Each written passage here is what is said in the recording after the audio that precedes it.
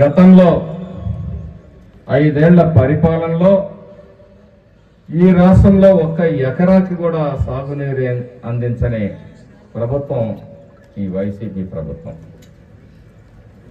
పేరులోనేమో యువజన శ్రామిక రైతు పార్టీ. ఈ రాష్ట్రంలో యువత పట్ల కానీ, శ్రామికుల పట్ల కానీ, రైతుల పట్ల కానీ చిత్తశుద్ధి లేకుండా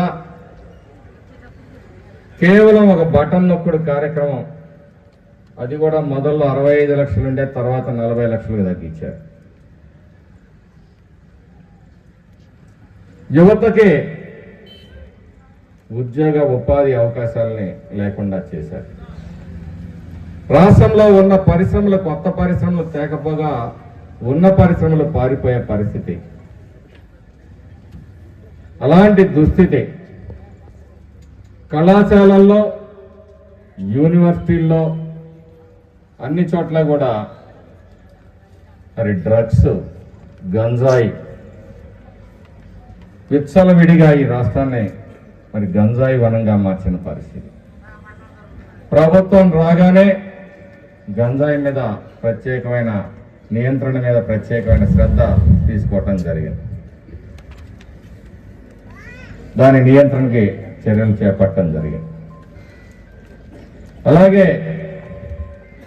రైతులకి ఎక్కడా కూడా స్ప్రింక్లర్లు కానీ, డ్రిప్ కానీ, రెయిన్ గన్స్ కానీ, హార్వెస్టర్లు కానీ, అగ్రికల్చరల్ ఇన్స్ట్రుమెంట్స్ కానీ, పవర్ స్ప్రేయర్లు కానీ, ట్రాక్టర్లు కానీ, టార్పాలిన్లు కానీ, 0 వడ్డీ కానీ, మరి బంగారు రుణం రద్దు చేయటం కానీ, ఇవన్నీ కూడా రైతుల పట్ల వాళ్ళు చేసిన ద్రోహాలని చెప్పి ఈ సందర్భంగా తెలియజేస్తున్నాం.